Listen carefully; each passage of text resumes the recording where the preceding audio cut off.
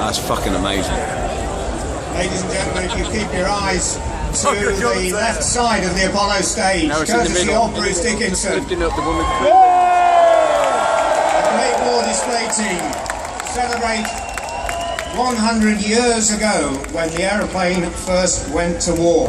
In August 1914, as the First World War began, 60 aircraft of the Royal Flying Corps flew from near Dover to France to act as the eyes of the army above what became the Western Front.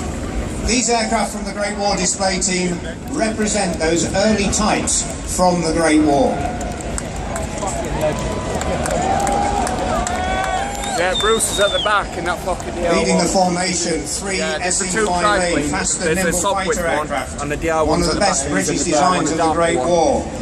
The oldest aircraft, a 1914 BE-2 Sea observation biplane, the very first type to cross to France a century ago. Next month, that aircraft will recreate the flight, recrossing the channel 100 years later. But the aeroplane you want to see is not the first triplane, that's a Sopwith triplane, or the Junkers trench strafing aircraft. It's the aircraft at the back, flown by Bruce, the Fokker triplane.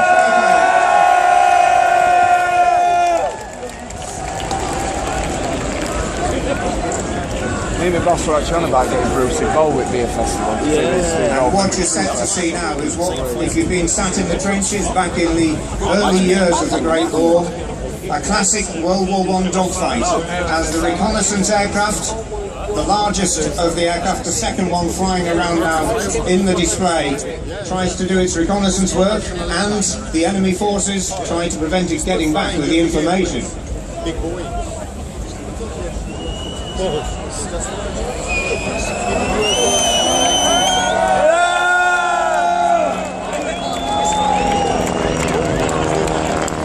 Different types and different designs of aircraft as aircraft evolution was in its infancy.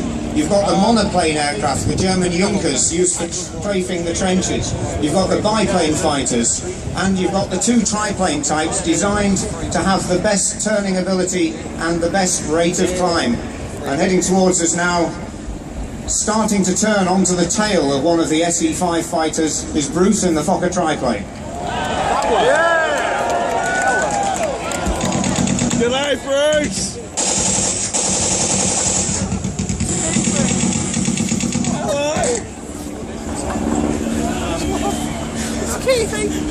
The Kuro B2, being chased by the Junkers there, was designed for observation. It was designed to be stable. It was not, however. Oh, Keithy's done himself a mischief, boys. He's been shot. Were invented to create the agility to take part in the classic dogfight.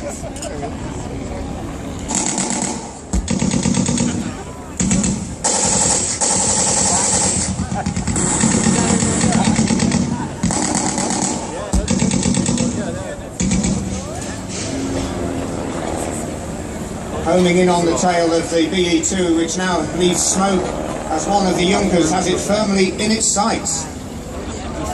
Meanwhile, higher up in the sky, Bruce in the Fokker triplane is trying to get onto the tail of one of the SE-5s, and he's having to turn now because another SE-5 was threatening to get on his tail. Get your finger out, Bruce. Somebody got on his now tail. You've got the classic turning dogfight. Bruce is staying high. Remember the Hun in the sun? Now keep an eye on that triplane, highest of the aircraft at the moment, as he looks out for a target and starts to dive in for the attack. Remember that? Don't have time for Rangers. The Fokker triplane, famed of course for the mount of Baron von Richthofen. Now Bruce is diving in. Has he got one of the SE-5s in his sights? More to the point, one of the SE-5s, in fact the Sopwith triplane, now has the Fokker in its sights. Bruce is going to have to go on the defensive.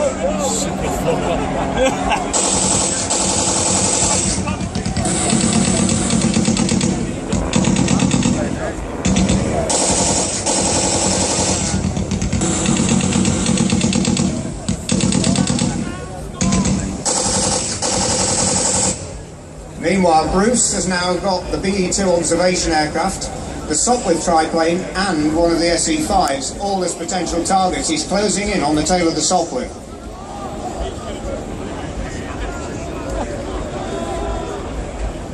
And you'll hear the sound of those very powerful engines in both the Sopwith and the Fokker triplanes that give them their speed and their agility. And Bruce is in absolutely the perfect target position.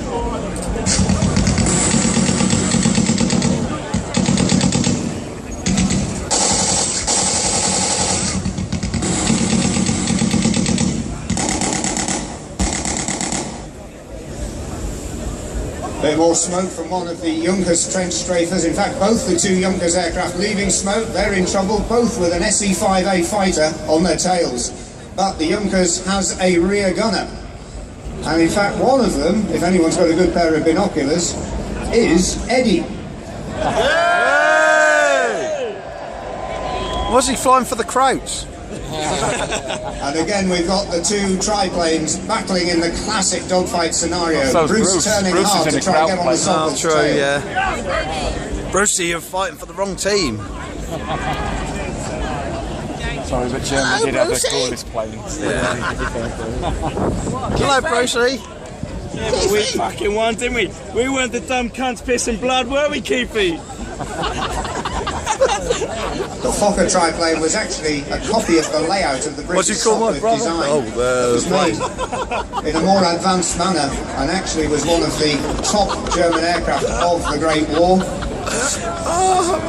Meanwhile, the SE5, one of them goes down low, leaving smoke. We fucking won it in the end, didn't we, on the tail of the Sopwith triplane. Hello? Hello? Oh. I might have to edit that out. Bollocks for it. Yeah, that's it. Woof! Woof! Woof! One flash on. What have you been? Where haven't we been? Woof! Looks like Bruce has got a hit. Hey! Not first time. Hey! Boom! You're shit, and you know you are, you're shit.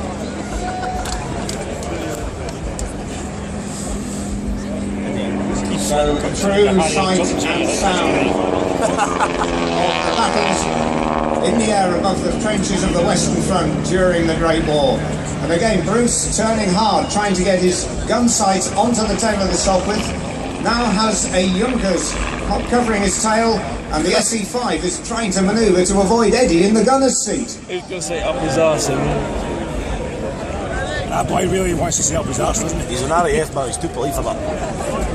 Chase me, chase me. Eddie's right up Bruce's arse. These aircraft on the Great War display team, all replica airframes, all flown by pilots from different roles in life, everything from ex-jet fighter pilots to airline captains, all with a passion for First World War aviation, as indeed has Bruce. Two heavy metal singers.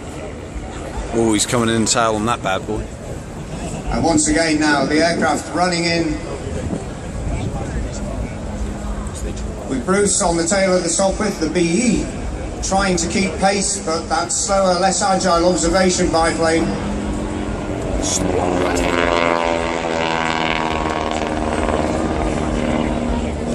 It's a bit different from what's in the torpedoes.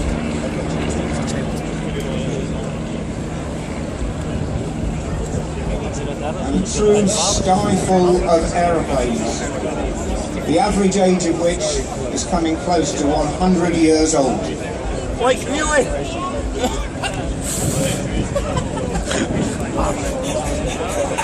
Yeah. Oh, metallic, I dig there. Sad but true.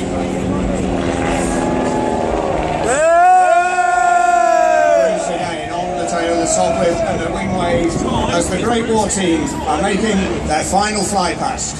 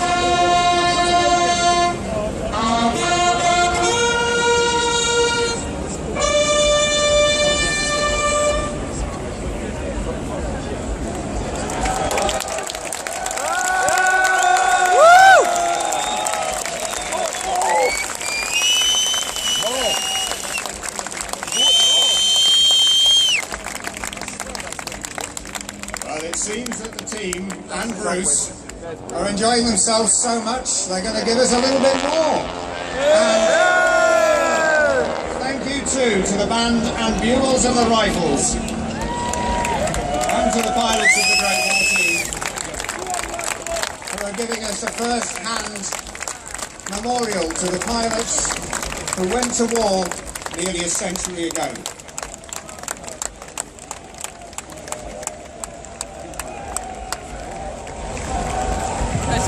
That's got to be a health hazard just there.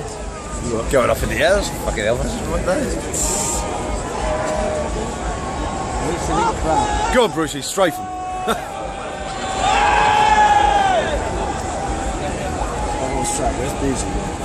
Oh, no, mate. And I think you might just get one final further fly past.